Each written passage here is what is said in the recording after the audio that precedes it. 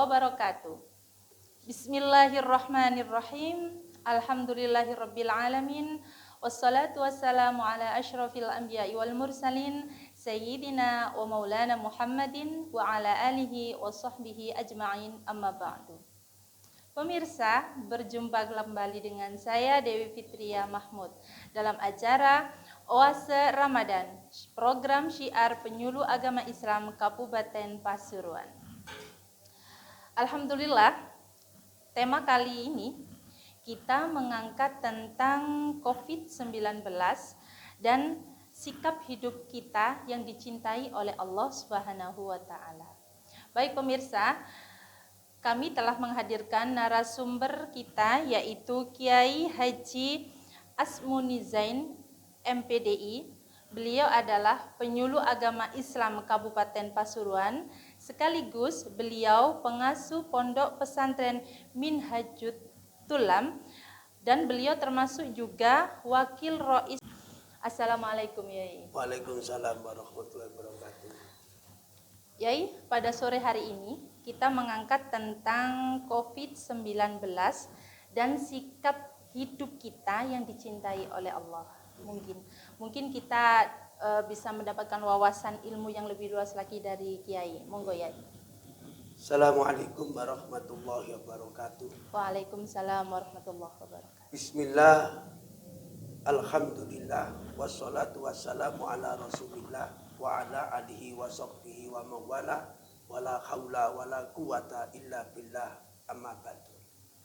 Para pemirsa dimanapun saja berada yang dimuliakan Allah Subhanahu wa ta'ala, hidup itu adalah ujian, bukan tujuan.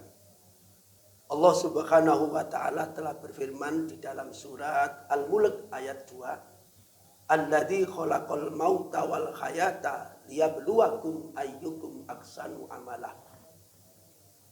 Allah zat yang telah menciptakan mati dan hidup, liyabluwakum, untuk menguji kepada kalian semua, ayyukum ahsanu amalah, siapa di antara kalian orang-orang yang lebih baik amal ibadahnya.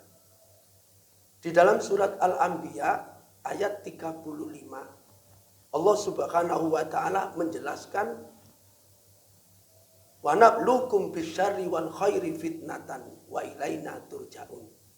Ujian itu ada dua. Ada ujian yang berupa kenikmatan, sehat, kaya, pangkat, jabatan, kedudukan, dan pengaruh, serta ilmu pengetahuan, menjadi orang yang pandai. Yang kedua, ujian itu berupa kesengsaraan, keburukan, termasuk sakit, miskin, bodoh, tidak ngerti apa-apa, dan lain sebagainya. Semuanya ujian itu dalam rangka untuk mengetes keimanan seseorang. Sejauh mana keimanan seseorang kepada Allah Subhanahu wa ta'ala. Termasuk banyaknya penyakit COVID-19 yang sampai hari ini masih belum reda. Ditambah lagi banyaknya ujian dan cobaan yang telah menimpa kepada diri kita, mulai dari banjir, tanah longsor, gempa bumi, gunung meletus, dan lain sebagainya. Itu semuanya adalah cintanya Allah kepada seorang hamba. Berkaitan dengan puasa, sebetulnya puasa itu pun juga merupakan satu ujian dalam rangka untuk mengantarkan menjadi orang-orang yang semakin beriman menuju kepada ketakwaan. Allah Subhanahu wa ta'ala berfirman di dalam surat Al-Baqarah ayat 183, ya ayyuhalladzina amanu kutiba alaikumusiyam kama kutiba alal ladzina min qablikum la'allakum tattaqun. Di situ ada 2 dan 3 yang sangat mendasar oleh Allah dijelaskan. Yang pertama iman. Kemudian yang kedua adalah kewajiban yang berupa puasa. Yang ketiga adalah ketakwaan. Maka orang yang beriman untuk menuju kepada ketakwaan harus melalui proses ujian diantaranya adalah berpuasa. Nah, puasa inilah yang akan menjadikan tangguh di dalam kehidupan, karena di situ ada nilai-nilai kesabaran. Nah, dalam rangka untuk menghadapi COVID-19 ini, itu bisa menjadi orang-orang yang bertakwa dengan dasar harus melalui kesabaran di dalam menghadapi segala ujian. Maka dunia ini sebetulnya adalah ujian, bukan tujuan. Maka selama hidup di dunia pasti akan tertimpa ujian, bencana, musibah, dan malapetaka. Dan ujian itu berupa juga kenikmatan dalam rangka untuk mengantarkan menjadi orang-orang yang beriman dan orang-orang yang sabar dan orang-orang yang bertakwa, dan mereka itulah orang-orang yang dicintai oleh Allah Subhanahu wa taala. Ini ya, tentang COVID-19 yang sampai detik ini masih ada. Bagaimana kita menyikapi fenomena COVID-19 ini ya menurut Islam? Mungkin biar saya pribadi, pemirsa di rumah bisa memahami bagaimana kita menyikapi fenomena COVID-19 ini ya. Di dalam Al-Quran dijelaskan surat Al-Asr, ayat yang paling pendek. Kata Imam Syafi'i, apabila kamu merenungkan surat Al-Asr itu, maka cukuplah menjadi nasihat di dalam kehidupan. Pertama, wal asri, pentingnya masalah waktu. Yang kedua, memberikan informasi bahwa seluruh orang-orang itu adalah merugi. Kemudian yang ketiga, ada solusi. Barang siapa yang melaksanakan 4 hal, maka di situ tidak akan rugi sepanjang zaman di dunia dan di akhirat. Tentang masalah wal asri, pentingnya waktu. Waktu itu bisa mengantarkan menjadi orang yang beruntung. Boleh juga waktu bisa mengantarkan menjadi orang yang celaka. Kemudian yang kedua, innal insana lafi khusrin. Allah telah memberitahukan bahwa seluruh manusia dalam keadaan rugi. Mengapa mereka rugi? Karena mereka tidak mampu menggunakan waktunya. Kemudian ada solusi.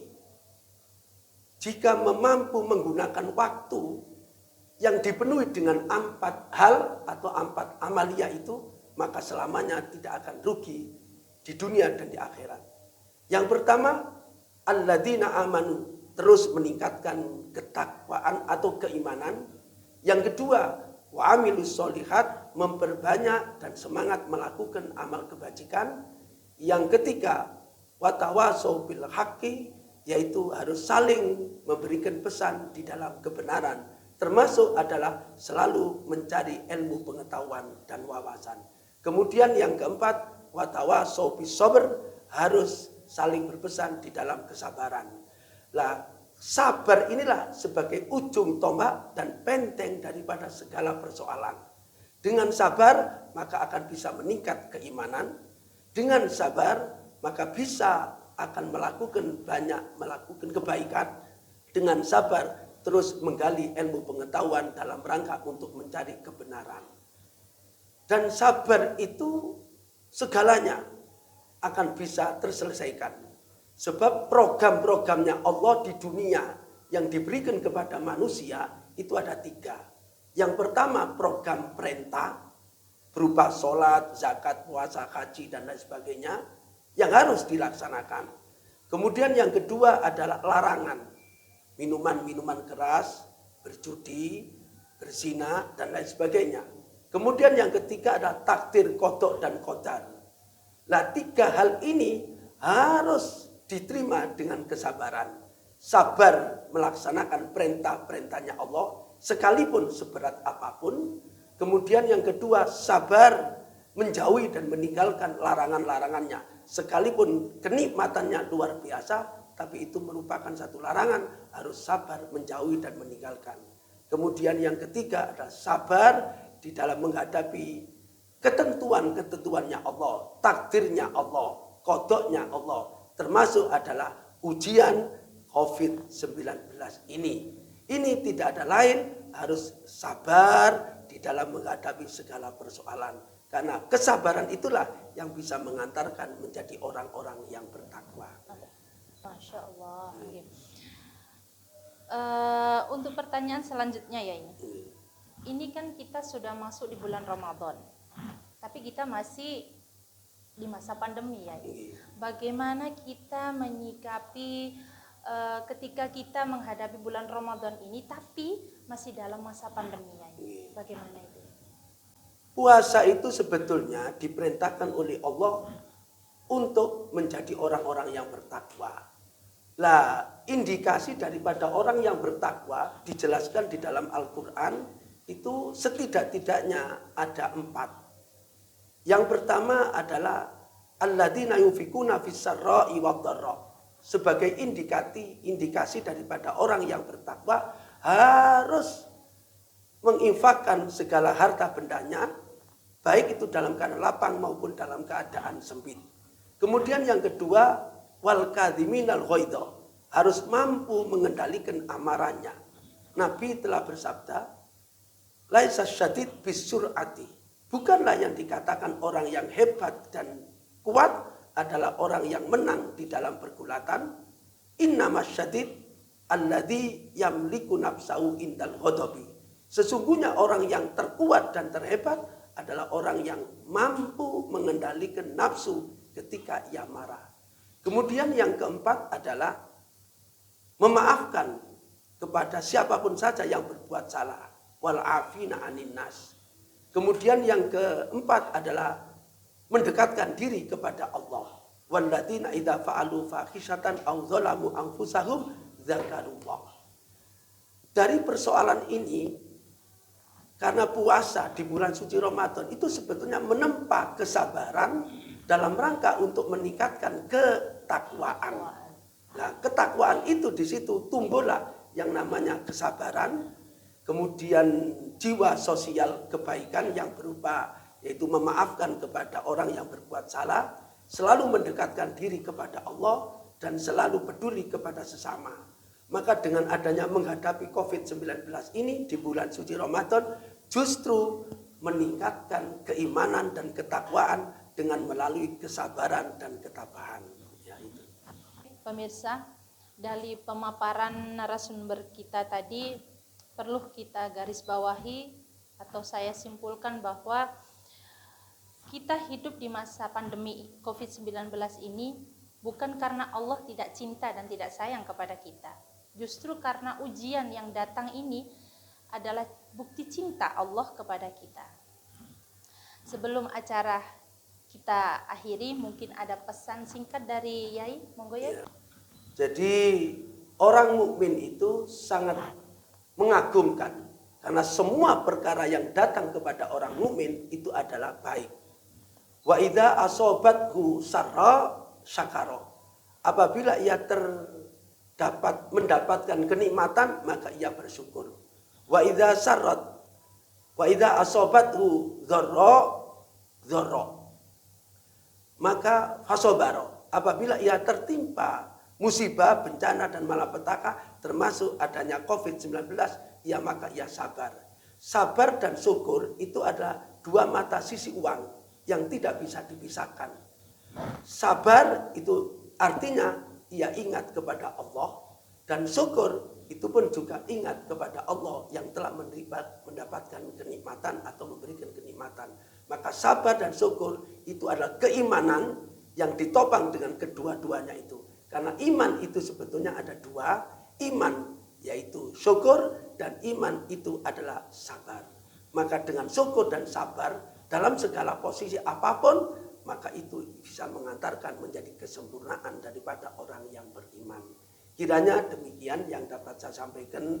Mudah-mudahan apa yang saya sampaikan ini COVID-19 segera ia pulih, dan itu peningkatan keimanan. Mudah-mudahan puasa di bulan suci Ramadan ini diterima oleh Allah Subhanahu wa taala. Wa akhiran wallahul muwaffiq ila aqwamit thoriq. Wassalamualaikum warahmatullahi wabarakatuh. Baik pemirsa, terima kasih sudah 30 menit kita bersama Anda. Sambil menunggu buka puasa, sebelum saya akhiri, saya ucapkan terima kasih kepada Ketua Pokjalu Kabupaten Pasuruan, pengarah program acara, dan juga terima kasih kepada kepada FKPAI Kabupaten Pasuruan serta tim yang bertugas. Mohon undur diri, saya Dewi Fitria Mahmud. Wabillahi taufiq wal hidayah. Wassalamualaikum warahmatullahi wabarakatuh.